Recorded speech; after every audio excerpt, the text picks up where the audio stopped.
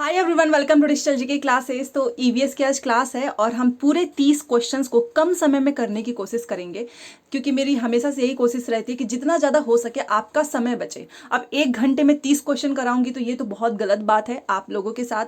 तो मैं इसलिए आज कोशिश करूंगी कि जल्दी से कम समय में करूँ, बट अच्छे से समझा के। पहली बार आए हैं तो प्लीज़ चैनल को सब्सक्राइब करके वीडियो को लाइक जरूर कर दीजिएगा, इससे मुझे मोटिवेशन मिलता है कि आप सब बहुत सपोर्ट करते हो। आज हम 1000 लाइक्स का इतने दिनों से टारगेट रखे हैं, बट अभी तक कंप्लीट नहीं हो पाया है। तो प्लीज़ आप सभी से रिक्वेस्ट है, लाइक ज़रूर कीजिएगा, अपने दोस्तों के साथ शेयर करें।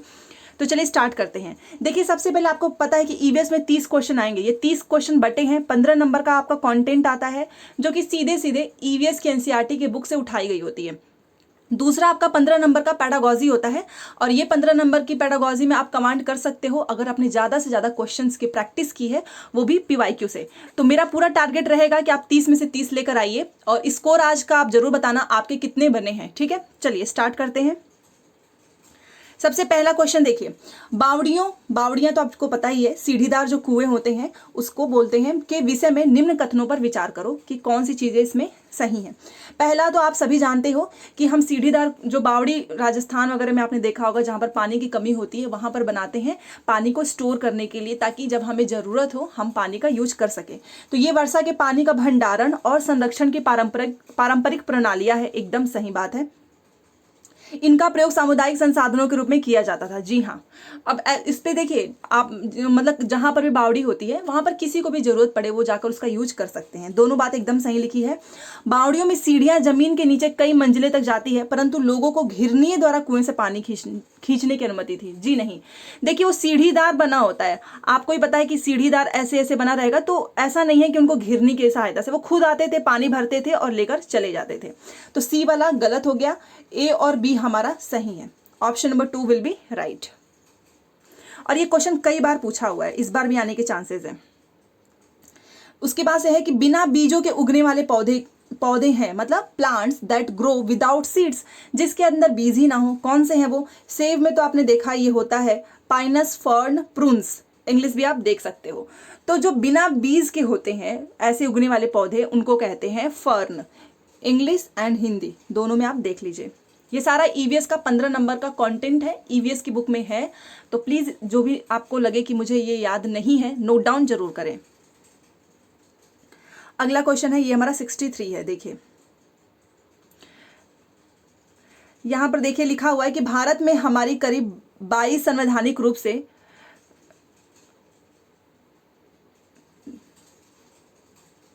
आपको हिंदी इंग्लिश दोनों दिखाने की कोशिश कर रही हूं। भारत में हमारी करीब 22 संवैधानिक रूप से मान्यता प्राप्त भाषाएं हैं, मतलब कॉन्स्टिट्यूशनल रिकॉग्नाइज्ड लैंग्वेज कितनी है? 22 है। भारत के अनेक राज्यों में अपनी आधिकारिक भाषाएं भी हैं, बट अलग अलग स्टेट में उनका खुद का एक ऑफिशियल लैंग्वेज भी है, जिसमें से संथाली एंड कुडुक भाषा बोली जाती है। बट ये कहाँ पर बोली जाती है, ये क्वेश्चन है। संथाली एंड कुडुक भाषा झारखंड, असम, मणिपुर, उड़ीसा, इसमें से किसमें बोली जाती है? इसका आपको राइट आंसर देना है। तो बहुत आसान है, फिर भी लोग गलत कर देते हैं। पहला होगा इसका सही, झारखंड। ठीक है, तो ये रहा हमारा राइट आंसर। तो याद रखना, झारखंड में संथाली एंड कुडुक भाषा बोली जाती है, और 22 हमारी संवैधानिक रूप से मान्यता प्राप्त भाषा है। अब ये हमारा 64। देखिए इसमें पहले आपको पता होगा कि झूम खेती क्या होता है। आप सभी जानते हैं झूम खेती का मतलब ही होता है स्लैश एंड बर्न, काटो और जलाओ, यही तो होता है झूम खेती का मतलब। तो पूरा ऑप्शन देख लीजिए। झूम खेती क्या है? जैविक है, जी नहीं। काटो और जलाओ, स्लैश एंड बर्न है। रासायनिक पीड़कनाशियों का सीमित उपयोग, फसल चक्रण, ऐसा नहीं है। दूसरा इसका राइट आंसर है। ये रहा हमारा 65, और ये भी पूछा हुआ था इस बार क्या, ये तो हर बार पूछते ही हैं। इसका देखिए लिखा हुआ है, एक कहानी जो लिखा हुआ है उसको पढ़ना है कि चोंच है मेरी बड़ी निराली, सुई हो जैसे सिलने वाली, पत्ते सिलकर घर बनाऊं, कौन सी चिड़िया मैं कहलाऊं। तो आप सभी जानते हो ये है हमारी दर्जिन चिड़िया। दर्जिन के ही नाम से लगा लो, दर्जी वगैरह कपड़े सिलते हैं तो ये भी अपना घोंसला सिल लेती है। अगला क्वेश्चन देखिए, आपको हिंदी इंग्लिश दोनों दिख रहा होगा। जंतु परागण किसके द्वारा पौधों के परागण की विधि है? क्या ये बर्ड्स, बैट्स, स्क्वायरल्स या बीज? आप सभी इसका आंसर आसानी से दे सकते हो। जो जंतु परागण है वो किसके द्वारा, इन चारों में से किसके द्वारा पौधों के परागण की विधि है? तो वो है चमगादड़। चमगादड़, option number 2 will be right. अब ये हमारा अगला क्वेश्चन है 67।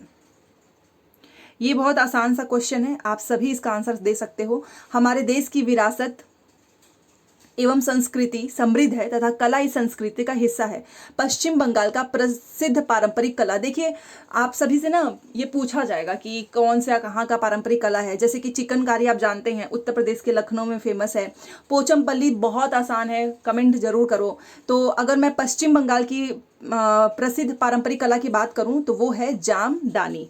So option number 1 will be right. English Hindi दोनों में सेम ही लिखा हुआ है, तो पश्चिम बंगाल का क्या हो जाएगा? ऑप्शन नंबर 1 जामदानी जो है वो प्रसिद्ध पारंपरिक कला है और 100% आएगा, याद रखना। पहला हो गया राइट आंसर। 68, ये एलिफेंट से रिलेटेड है, ये देख लीजिए। देखिए ये 4 आपको ऑप्शंस पढ़ने हैं, फिर इसके नीचे 4 दिए गए हैं, इसमें से आपको बताना है क्या चीजें आपकी सही होंगी। ठीक है, चलिए। तो हाथियों के बारे में बताना है कि कौन कौन सी चीजें बातें सही लिखी है। सामान्यतः 3, और ये मैंने डिटेल में कराया हुआ है, पूरा थ्योरी में कराई हुई हूँ, तो यहाँ पे एक्सप्लेनेशन का कोई मतलब नहीं बनता है। जिसे हाथी वाला पढ़ना है तो प्लीज आप मेरे ईवीएस के प्लेलिस्ट में जाइए, एक एक टॉपिक आपको मिल जाएगा। सामान्यतः 3 माह के आयु के हाथी के बच्चे का भार 1 क्विंटल से कम होता है, ये बात एकदम गलत है। आप बताइए कितना होता है? जो लोग मेरी क्लासेस लिए हैं वो जरूर बताएंगे। हाथी अत्यधिक आराम नहीं करते, वे दिन में केवल 2 से 4 घंटे सोते हैं, बात एकदम सही है। हाथियों के झुंड में मुख्यतः हथिनियां और बच्चे ही रहते हैं और सबसे बुजुर्ग हथिनी ही पूरे झुंड की नेता होती है, ये भी बात सही है। किसी झुंड में, देखिए डी वाला, किसी झुंड में 20 से 25 हथिनियां और बच्चे होते हैं। नर हाथी 8 से 10 वर्ष की आयु होने तक ही झुंड में रहते हैं, ये बात गलत है। केवल 2 चीजें ही सही लिखी हुई हैं हाथी से रिलेटेड, एक तो हमारा बी है, दूसरा हमारा सी है, तो बी और सी हमारा सही हो जाएगा। तो आप समझते ही हैं, फिर हमको नीचे से ऐसे मिलान भी करना है। बी और यहाँ पे देखिए बी और सी, ठीक है, 4 हमारा सही हो जाएगा। चलिए अब ये 69 का देख लीजिए। 3 परंपरागत, अगर मैं थोड़ा सा और ऊपर करूं, हाँ, 3 परंपरागत जल संरक्षण की पद्धतियां नीचे दी गई हैं, मतलब वाटर जहां पे कंजर्व कर सकें, इसके लिए 3 सिस्टम दिया गया है। आप इस सही विकल्प का चयन करो जहां आप उन्हें देख सकते हो। ठीक है, एक हमारा लिखा है जोहाद बावड़ी झील, इसका मतलब ये है ना कि जोहाद बावड़ी झील किस राज्य में आपने देखा है, बस बहुत आसान है। तो पहले पूरा ऑप्शन देख लीजिए, हिंदी इंग्लिश दोनों में, ठीक है ना। देखिए तो कहाँ पे आपने देखा है बताइए। देखिए जोहाद बावड़ी झील आपने, सबसे पहले तो मैं आपको बता देती हूँ, बावड़ी भी ये राजस्थान से रिलेटेड है, ठीक है ना। तो प्रयागराज आ गया उत्तर प्रदेश, काट दो, ठीक है, जहां पर भी आपको लगे। ये नालंदा यहाँ पर आ गया बिहार का, ये भी काट दीजिए। यहाँ पर भी ये प्रयागराज आ गया, नैनीताल, ये भी काट दीजिए। ये मुख्यतः जहाँ पर पानी की कमी होती है वहां पर ही तो हम बनाते हैं ना। तो ये हमारा जोधपुर, जैसलमेर, बीकानेर, उदयपुर राजस्थान से रिलेटेड है। तो जोहाद बावड़ी झील आप कहाँ पर देखते हो? यहीं पर देखते हो। So option number 4 will be right. Screenshot ले लेना, बहुत इंपॉर्टेंट है, और आप इस ट्रिक से एलिमिनेट भी कर सकते हो। जैसे मैंने यहाँ से प्रयागराज से काट दिया, नालंदा से और प्रयागराज से, तो भले से आपको ना पता हो, आंसर आ जाएगा बाहर, ठीक है। चलिए 70 नंबर का क्वेश्चन नीरज चोपड़ा से रिलेटेड पूछा था इस बार भी। नीरज चोपड़ा जो है एक चैंपियन ओलंपियन है, आप सभी जानते हो, और इनका खेल तो बहुत ही आसान है, सभी जानते हैं। भाला फेंक, ये तो सभी को पता होगा। जैवलिन थ्रो, इनका खेल का नाम पूछता है भाला फेंक, ठीक है, पहला सही हो जाएगा। काफी आसान पूछ लिया था ये वाला। चलिए पीचर प्लांट, जो कि इतना इंपॉर्टेंट है और मैंने पूरे पिक्चर्स के साथ कराया हुआ है, ईवीएस की प्लेलिस्ट जरूर देखिए। देखिए पीचर प्लांट आप सभी जानते हैं, उसको निपेंथिस भी बोलते हैं, घटपड़ी भी बोलते हैं, आप यहाँ पर देख सकते हो। ये चूहों, मेढकों और कीड़े मकोड़े को फंसाकर उनको खा जाते हैं। तो हमारे देश में पाया कहाँ जाता है? ये मेघालय में पाया जाता है, नागालैंड, मिजोरम, अरुणाचल प्रदेश। सभी आप इसका राइट आंसर बताइए, बहुत आसान है। कहाँ पाया जाता है? मेघालय में, ठीक है। ये रहा हमारा 72। आप सभी को आंसर करना है मेरे बोलने से पहले, ठीक है। चलिए, इसमें भी आपको 4 पढ़ के नीचे से आपको सही बताना है, ठीक है। रवि की रोग विषयक पैथोलॉजी रिपोर्ट के अनुसार उसके हीमोग्लोबिन का स्तर 12 ग्राम डेसीलीटर है, इतना उसका स्तर है। इसका मतलब क्या है? क्या रवि जो है रक्तहीन से ग्रस्त है? बिल्कुल भी नहीं। अगर उसका हीमोग्लोबिन का स्तर 12 ग्राम इससे नीचे होता है तब कम होता है ना, तो इतना तो सही है, रक्तहीन से वो ग्रस्त नहीं है। ये वाला ऑप्शन काट दो सीधे, तो ए वाला खत्म कर दीजिए, यहां पर खत्म, ठीक है। चलिए, अब उसके बाद से देखते हैं, रक्तहीनता से वो ग्रस्त नहीं है, तो बी तो 100% होगा, ठीक है ना। बी तो होना ही चाहिए, तो जहां पर बी नहीं है उसको काट दीजिए, ये भी खत्म। ऐसे ही आपको करना है एग्जाम में। अब हमारा पहला और चौथा में से कुछ होगा, तो एक तो आप देखिए हमारा बी वाला सही है, ठीक है, बी हमारा सही है। अब देखते हैं, इसका सामान्य हीमोग्लोबिन स्तर है। जी हाँ, ये जो 12 होता है ना, आप सभी को पता होना चाहिए, ये एक सामान्य है, ना तो ये कम है ना ही ज्यादा है, एकदम एक बोलते हैं ना बैलेंस, वैसा है। तो सी भी एकदम सही है। कि लाल रक्त कोशिका की गणना सामान्य है, इसमें हम लाल रक्त कोशिका की थोड़ी ना बात कर रहे हैं। उसकी रिपोर्ट में आया है कि उसका हीमोग्लोबिन का स्तर इतना है, तो केवल और केवल आपका राइट आंसर हो जाएगा पहला। एक आपका बी वाला सही है और एक आपका सी सही है, क्योंकि वो उसका सामान्य है, कम नहीं है। तो बी एंड सी पहला सही हो जाएगा। काफी आसान क्वेश्चन था, फिर भी लोग गलत कर देते हैं, आप देखिए। चलिए 73, यहां पर एक जोड़ा दिया गया है जिसको आपको बताना है कि कौन सा जोड़ा सही है, ठीक है। सानिया मिर्जा, निम्न में से कौन सा जोड़ा सही है? Table tennis, Saina Nehwal badminton, PT Usha जो है वेट लिफ्टिंग एंड के मल्लेश्वरी एथलेटिक्स। तो बताइए इसका कौन सा जोड़ा सही है, जल्दी से। तो एक ही सही है, आप सभी जानते हो, साइना नेहवाल का खेल है बैडमिंटन। अब आपका एक होमवर्क सुनिए, सानिया मिर्जा को तो आप सभी जानते होंगे, बहुत सभी लोग जानते हैं, इनके खेल का नाम बताइए।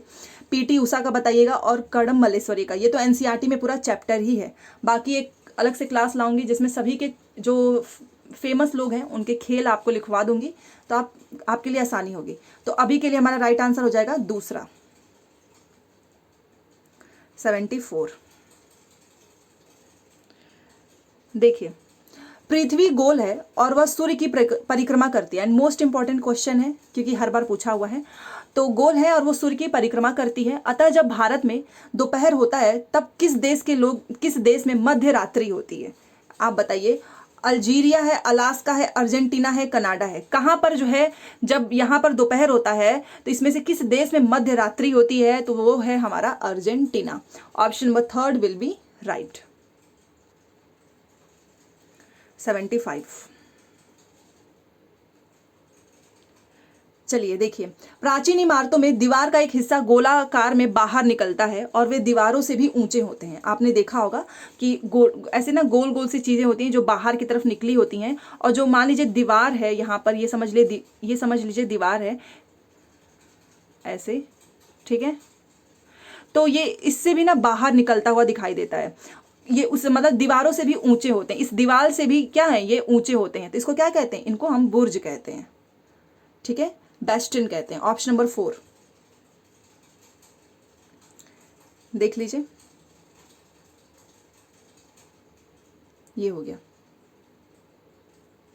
तो याद रखना, जो भी दीवारों से ऊंचे होते हैं हम उनको बुर्ज कहते हैं। चलिए, अब ये क्वेश्चन, इसमें लिखा हुआ है कि ईवीएस पाठ्यचर्या एक विषय वस्तु आधारित उपागम का अनुगमन करती है। क्योंकि एक विषय वस्तु आधारित उपागम का अनुगमन करती है, इंग्लिश भी देख लीजिए, एक thematic approach EVS curriculum follow करता है। एक थीमेटिक, क्योंकि आपको पता है ईवीएस का पूरा जो 3 to 5 है वो 6 थीम्स पे ही तो डिपेंड है, पूरी इनका बुक्स ही 6 थीम्स पे डिपेंड है। क्यों ऐसा किया गया है, यही आपको बताना है। बताइए जल्दी से। क्योंकि विषय वस्तु आधारित उपागम से विषयों की एकीकृत एवं समग्र समझ का विकास होता है। अगर आपने ईवीएस की टैग वर्ड वाली पीडीएफ मेरी देखी होगी, मैंने उसमें इंटीग्रेटेड एकीकृत वर्ड का यूज किया है, अगर आपको याद हो। क्यों? क्योंकि ईवीएस जो है ना, इसमें जो 6 थीम्स है ये सभी एक दूसरे से इंटीग्रेटेड हैं, जुड़े हुए हैं, और ये इसी वजह से हम विषयों की एकीकृत और इसका समग्र समझ मतलब पूरा होल अंडरस्टैंडिंग का विकास होता है इससे। So option number 1 will be right. बाकी का चीजें देख लीजिए, इसमें लिखा है कि आप विशिष्ट समझ का विकास होता है, जी नहीं, विशिष्ट नहीं, समग्र समझ का विकास होता है, ये वाला। विषय केंद्रित उपागम में मोटी पाठ्य पुस्तकें होंगी, जी नहीं, ये भी गलत है। और इसमें ईवीएस के विषयों को सरलता से पढ़ा लेता है, ना, ये भी नहीं है। सिंपल सी बात है, एकीकृत और समग्र समझ का विकास होता है, पहला सही हो जाएगा। 77 देखिए, इसमें मैं पहले आप देख लीजिए, और सीटेट ने इसमें 2 आंसर को माना था, वो मैं भी आपको बताऊंगी, ठीक है ना। तो निम्न में से कौन से पद जो है पर्यावरण अध्ययन की प्रकृति का मतलब जो ईवीएस के नेचर का वर्णन करते हैं? तो बहु अनुशासनिक हैं, सम्मिलित हैं, एकीकृत हैं, एकल हैं। सबसे पहले देखो, एकीकृत तो होगा ही, सी तो होगा ही, तो जहां जहां सी नहीं है उसको काट देते हैं, बट सी तो हर जगह है, ठीक है। सम्मिलित भी है, ये बहु अनुशासनिक भी है, मतलब ABC होगा ही। तो बट ये डी को छोड़ दीजिए, एकल नहीं है, जो ईवीएस का नेचर है वो हमारा बहु अनुशासनिक है, सम्मिलित है, एकीकृत है। तो इसका एक आंसर ये माना था सीटेट ने, ABC, और एक आंसर ये माना था A और C, ठीक है ना। तो इन दोनों में से जिसने भी जो भी लगाया था, 2 आंसर माना गया था, दोनों सही हो गए थे, ठीक है। तो यहां पर भी आप देख सकते हो 1 और 4 दोनों आंसर को माना गया था। एक बार मैं आपको इसका इंग्लिश दिखाना चाहूंगी सो दैट लोगों को कंफ्यूजन ना हो। देखिए, ईवीएस का नेचर कैसा होता है डिस्क्राइब करना है, तो मल्टी डिसिप्लिनरी होता ही है। मल्टी डिसिप्लिनरी का मतलब जहां पर आप बहुत सारी चीजें जोड़ के पढ़ाते हो, यूनिफाइड इंटीग्रेटेड होता है, बट ये सॉलिटरी नहीं होता है, इसीलिए एक ये ऑप्शन सही माना गया था और एक ये, पहला और चौथा। तो ऐसे कुछ क्वेश्चन आ जाते हैं जिसमें 2-2 ऑप्शन सही माने जाएंगे। चलिए 78, पोर्टफोलियो तो मैंने पता नहीं कितनी बार बताया है कि जहां पर बच्चे के बारे में A to Z इंफॉर्मेशन होती है। तो पोर्टफोलियो क्या है? एक विशेष अवधि में बच्चों द्वारा किया गया सर्वोत्तम कार्य का संग्रह, या फिर बच्चों द्वारा किए गए सर्वोत्तम कार्यों का संग्रह। यहाँ पर बच्चे द्वारा लिखा है और यहाँ पर सभी बच्चों द्वारा लिखा है, दोनों में डिफरेंस है, याद रखिएगा। एक विशेष अवधि में बच्चे द्वारा किए गए समस्त कार्यों का संग्रह, एक विशेष अवधि में सभी बच्चों द्वारा किए गए समस्त कार्यों का संग्रह। कितना कंफ्यूजिंग वाला है ये, सोचिए, इतना आसान क्वेश्चन को, पोर्टफोलियो को इतना टफ किया हुआ है। इंग्लिश भी देख लीजिए एक बार। देखिए, इसमें भी 2 ऑप्शन माना था सीटेट ने, एक तो पहला माना था सही और एक तीसरा माना था। कैसे, वो देखिए। पहला देखिए इसलिए सही माना था क्योंकि पोर्टफोलियो में हम जैसे कोई भी विशेष अवधि होती है तो उसमें बच्चे जैसे कोई भी काम कर लेते हैं, उनके द्वारा कोई भी सर्वोत्तम कार्यों का जो कोई बेस्ट अच्छा सा काम है आप उसको कलेक्ट कर लेते हो, उस पोर्टफोलियो फाइल में चिपका देते हो कि ये बच्चे ने किया है, तो ये बात इसलिए एकदम सही है। और एक विशेष अवधि में बच्चे द्वारा किए गए समस्त, और उनका देखिए, एक तो सर्वोत्तम कार्य सबसे अच्छा काम, और दूसरा बच्चे ने जो भी सारे काम किए हैं समस्त कार्य, उन दोनों को भी इंक्लूड करते हैं, तो इसलिए पहला और तीसरा सही हो जाएगा। पोर्टफोलियो में आप हर बच्चे की फाइल अलग अलग होती है, आप सभी बच्चों का एक में ही नहीं डाल सकते हो, इसीलिए हमारा ये दूसरा और चौथा गलत हो जाएगा, क्योंकि यहां पर इसने क्या लिख दिया था, सभी बच्चों। और पोर्टफोलियो तो एक इंडिविजुअल बच्चे का होता है, अगर क्लास में 30 बच्चे हैं तो आप 30 फाइल बनाओगे, ठीक है ना कि एक ही फाइल में सभी को लिख दोगे। तो इसलिए पहला और तीसरा सीटेट ने सही माना था। यहां पर आप देख सकते हो करेक्ट आंसर, पहला और तीसरा दोनों को सही माना है। चलिए 79, इसमें देखिए, ईवीएस का पाठ्यक्रम संसार के बारे में बच्चे की समझ को धीरे धीरे बढ़ाता है। तो ये कहां से आरंभ करते हुए, परिवार से, स्वयं, अपने आप, पास पड़ोस या देश। देखिए इसमें बात किस चीज की हो रही है, संसार के बारे में बच्चे की समझ को, जो मान लीजिए जैसे कि मैं हूं, तो जो भी हमारा वर्ल्ड है, जो ये दुनिया है, इसके बारे में हमारी समझ को कौन धीरे धीरे बढ़ाएगा, किससे आरंभ करते हुए, स्वयं, अपने आप से, ना कि परिवार से। तो इसमें भी बहुत लोगों ने गलत किया था, बट इसका राइट आंसर होगा ऑप्शन नंबर 2, क्योंकि हम अपने आप से करते हैं, धीरे धीरे इसको आरंभ करते हैं समझ को, ठीक है। तो दूसरा सही हो जाएगा। चलिए 80, 4 ऑप्शंस पढ़ने हैं, उसके बाद से आपको बताना है। यहां नीचे देखिए विकल्प दिया गया है, ये इतना आप पढ़ोगे, फिर नीचे देखिए इसमें लिखा है कि ईवीएस पाठ्यचर्या के अनुसार बच्चों से आप क्या अपेक्षा करते, बच्चों से आप क्या अपेक्षा करते हो? तो हम बच्चों से ये अपेक्षा करते हैं कि वे दैनिक जीवन से संबंधित विभिन्न विषयों पर अपने निकटतम परिवेश के बारे में अपने अनुभव द्वारा जानकारी प्राप्त करें, कि बच्चों को खुद से एक्सपीरियंस होना चाहिए। जी हाँ, बात सही है। वे निकटतम परिवेश के लिए प्राकृतिक और नैसर्गिक जिज्ञासा एवं सृजनात्मकता को पोषित करें। ये जो सृजनात्मकता जो वर्ड है ना, ये और ये प्राकृतिक, नेचुरल और नैसर्गिक एक ही होता है। ये जिज्ञासा अपने आप में बहुत पॉजिटिव वर्ड है, ये 100% सही है। तो ए भी सही है, बी भी सही है। वे निकटतम पर्यावरण में प्राकृतिक, भौतिक और मानव संसाधनों के प्रति संवेदनशीलता का, जी हाँ, हम इसलिए तो पढ़ाते ना कि बच्चे संवेदनशील बने, सी भी सही है। और यहाँ पर लिखा है कि वे पर्यावरण संरक्षण के लिए रैलियों और प्रदर्शनों का आयोजन करें। हम ये बच्चों से अपेक्षा नहीं करते हैं कि बच्चा जाके रैली निकाल दे और प्रदर्शन करे, जी नहीं। तो डी को छोड़ के ए बी सी हमारा तीनों सही हो जाता है। चलिए आगे, ये हो जाएगा सही। 81। देखिए यहाँ पर आपको पूरा देखना है, फिर नीचे से आपको सही आंसर बताना है। निम्न में से पर्यावरण अध्ययन अधिगमकर्ताओं के लिए कौन से अनुभव महत्वपूर्ण है? पर्यावरण अध्ययन जो अधिगम करता है, जो लर्नर है, उनके लिए इनमें से कौन सा अनुभव जो है वो महत्वपूर्ण है? प्रासंगिक अनुभव, आविष्कारक अनुभव, वास्तविक जीवन अनुभव या अनुरूपक अनुभव? हिंदी इंग्लिश दोनों में मैं दिखा देती हूँ, 1 मिनट। और एक चीज और मैं आपको बताना चाहूंगी कि इसमें ना सीटेट ने सभी को मार्क्स दिया था। Which of the following experience are important for an EVS learner? तो कॉन्टेक्चुअल भी होता है, कॉन्ट्राइव्ड। देखिए ये दो मतलब ए और सी हम मान सकते हैं, बट ए और सी वाला ऐसा कहीं ऑप्शन नहीं था कि जहां पर केवल इन्होंने, देखिए ना, ए बी एंड सी, इस कॉन्ट्राइव को भी यहाँ पे इंक्लूड कर दिया है, फिर इन्होंने बी को इसमें भी इंक्लूड कर दिया है, सिमुलेटेड नहीं होना चाहिए, यहाँ पर इंक्लूड कर दिया, इसलिए इस क्वेश्चन में सभी को नंबर मिला था।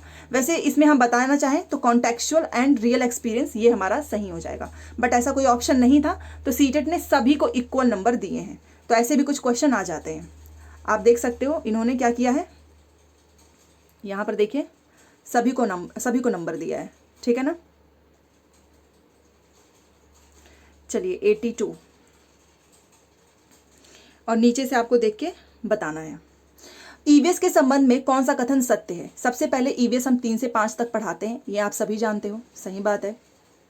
और क्लास 1 और 2 में ईवीएस के कौशल, गणित और भाषा के पाठ्यक्रम में अंतर्निहित है, जी हाँ, क्योंकि 1 और 2 में ईवीएस हम अलग से नहीं पढ़ाते ना, गणित और भाषा में ही इंक्लूड कर देते हैं, ये भी बात सही है। ईवीएस का एनसीईआरटी पाठचर्या विषयों को उनके संभावित कनेक्शन के साथ विषय और उपविषय, जी हाँ, ईवीएस में थीम्स एंड सब थीम्स होते हैं, तो हम उसमें वर्गीकृत करते हैं, ये भी बात सही है।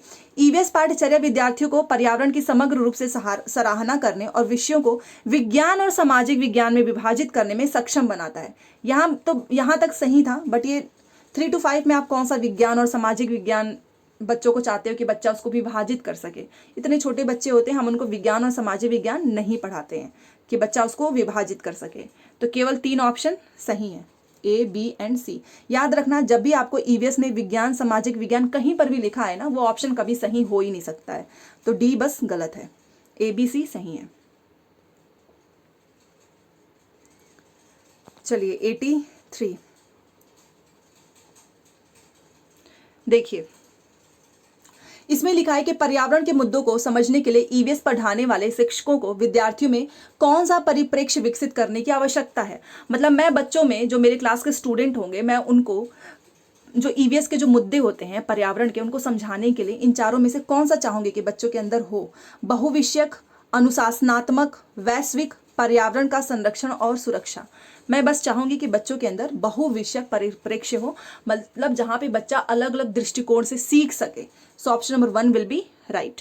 एक बार मैं आपको इसका इंग्लिश भी दिखा देती हूँ। देखिए एक बात याद कर लो, कहीं पर भी मल्टी डिसिप्लिनरी लिखा हुआ है, चाहे बहुविषयक, ये एक पॉजिटिव टैग वर्ड है, हर हाल में ये सही होगा, नोट कर लेना कॉपी में। हम बच्चों को डिसिप्लिन या फिर ग्लोबल या फिर बच्चे को संरक्षण करना, ये सारी चीजें नहीं चाहेंगे। बच्चे के अंदर अगर मल्टी डिसिप्लिनरी पर्सपेक्टिव आ गया तो वो कोई भी मुद्दा हो उसको आराम से वो जो है समझ सकता है खुद से, तो पहला सही हो जाएगा। चलिए 84, और ये हम पैडागॉजी कर रहे हैं क्योंकि हम कंटेंट कर चुके हैं। चलिए यहां पर देखिए, इसमें लिखा है कि निम्न में से कौन सी पर्यावरण अध्ययन में अवलोकन मतलब ऑब्जर्वेशन गतिविधियों की उपयुक्त व्याख्या है। ऑब्जर्वेशन की बेस्ट व्याख्या कौन सी है? तो देखते हैं। ध्यान से देखिएगा। बच्चों को समानताएं देखने में सक्षम बनाना, जिससे बच्चों को सीखने का विस्तार है। देखिए, हमको समानताएं दिखाकर बच्चों को नहीं सक्षम बनाना है, इसको आप ऑब्जर्वेशन नहीं बोलते हो, ना ही हम बच्चों को अंतर देखने में सक्षम बनाएंगे। हम क्या चाहेंगे कि बच्चा जो है जो भी सूचनाएं प्राप्त करने में बच्चों को सक्षम बनाएंगे, जिससे कि बच्चों के सीखने का विस्तार हो। ये समानता और अंतर देख के कौन सा बच्चा सीखेगा, आप बताइए। ईवीएस में इतने सारे इन्फॉर्मेशन होती है, बच्चा उसको खुद से प्राप्त करे तभी तो उसके सीखने का विस्तार होगा। बच्चों की स्वाभाविक जिज्ञासा का पोषण करिए। जो बच्चे के अंदर क्यूरोसिटी आती है ना, कि बहुत सारे वो क्वेश्चन पूछते हैं, आप उसको पोषण कीजिए, उनका क्वेश्चन का आंसर दीजिए, उसी से बच्चों के सीखने का विस्तार होगा। तो सी और डी केवल सही है, बाकी ये दोनों गलत हैं। तीसरा सही हो जाएगा। 85। चलिए ध्यान से देखिए, लिखा हुआ है कि निम्न में से कौन से कथन सतत एवं व्यापक, मतलब CCE continuous and comprehensive evaluation की प्रकृति को स्पष्ट करता है। तो सतत एवं व्यापक मूल्यांकन, बच्चों की संपूर्ण प्रगति के लिए उन्हें ग्रेड दिया जाना। देखिए, ग्रेड हम नहीं देते हैं, हम बच्चे का हर दिन का मूल्यांकन करते हैं, ग्रेड थोड़ी ना दे रहे हैं, हम कोई योगात्मक मूल्यांकन नहीं कर रहे हैं, खत्म हो गया। और ना ही हम फिर से देखिए, यहाँ जहां पर भी अंक लिखा हो कि आप संपूर्ण प्रगति के लिए उन्हें अंक देते हो, ये काम इसमें नहीं होता, ये हमारा समेटिव असेसमेंट में होता है। दोनों खत्म। हम क्या करते हो ना कि बच्चा जो है सतत एवं व्यापक मूल्यांकन समय समय पर बच्चों के सीखने के स्तरों में आने वाले परिवर्तन की जानकारी देता है, कि बच्चा जो है हर दिन कितना सीख रहा है। सही हो गया, तभी तो नाम ही है सतत और व्यापक, हर दिन आप करते हो। और इसमें हम बच्चों को यह बताना है कि वे अपनी अधिगम प्रक्रिया को आगे कैसे बढ़ाएं। फिर हम बच्चों को सिखाते हैं कि बच्चे तुम इससे आगे कैसे जाओगे। तो सी एंड डी सही है, और ग्रेड और अंक हम नहीं देते हैं इसमें, याद रखिएगा। चलिए आगे चलते हैं। 86 काफी लेंदी है ये सारे क्वेश्चंस।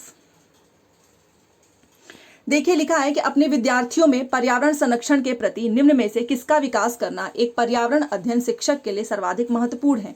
ज्ञान का, अभिवृत्ति का, कौशल का, समझ का। अब तो भाई ये तो चारों के चारों ऑप्शन से एकदम सही लग रहे हैं। तो चलो क्वेश्चन पे फोकस करो। हमारे जो स्टूडेंट हैं उनको हम चाहेंगे कि वो पर्यावरण संरक्षण, कंजर्वेशन के प्रति, संरक्षण के प्रति हम इसमें से किसका विकास कर दें कि एक हमें करना चाहिए, एक पर्यावरण अध्ययन शिक्षक के लिए महत्वपूर्ण है। तो हम संरक्षण की बात कर रहे हैं, पर्यावरण संरक्षण की, तो इसमें ज्ञान तो होगा नहीं, ना ही इसमें हमारी कोई समझ होगी, ना ही कोई कौशल होगा, हम इसमें अभिवृत्ति का। तो जब भी संरक्षण की बात करें ना, तो याद रखना आप चाहोगे कि बच्चों के अंदर अभिवृत्ति आए। So option number 2 will be right. अब अभिवृत्ति क्या होता है? एटीट्यूड। देखिए, अब एटीट्यूड का मतलब ये होता है ना कि अगर आप बच्चों को यही नहीं बताओगे कि देखो पर्यावरण में इससे इससे नुकसान होता है, हमें पौधों को लगाना चाहिए, उनका संरक्षण करना चाहिए, बहुत सारे ऐसे मुद्दे होते हैं। आप एनवायरनमेंट को कंजर्व करना चाहते हो, तो उसके लिए बच्चों का जो अभिवृत्ति है, जो रवैया है, वो सकारात्मक होना चाहिए। तो हमारा मेन फोकस तो यही आएगा कि बच्चे के अंदर ये एटीट्यूड होना चाहिए। नॉलेज, स्किल्स, अंडरस्टैंडिंग तो बहुत लोगों के अंदर है, फिर भी क्या वो आजकल इतना जो पोल्यूशन हो रहा है, इतने तो टैलेंटेड लोग हैं, क्या वो उसके लिए कोई कदम उठाते हैं? बिल्कुल भी नहीं। इसीलिए हमको एटीट्यूड का जो है वो विकसित कराना है। अभिवृत्ति दूसरा सही हो जाएगा। 87 प्लीज लाइक जरूर कीजिएगा। इसमें लिखा हुआ है कि ताशी को पर्यावरण अध्ययन की पुस्तक में दिए गए शब्द ग्लूकोज, एसिड व एसिडिटी बच्चों को समझाने में कठिनाई हो रही है। तो ताशी को क्या करना चाहिए? बच्चों को समझा नहीं पा रही है, तो क्या वो ग्लूकोज और एसिड के पैकेट लाकर बच्चों को दिखाए? तो इससे कौन सा समझ जाएंगे बच्चे?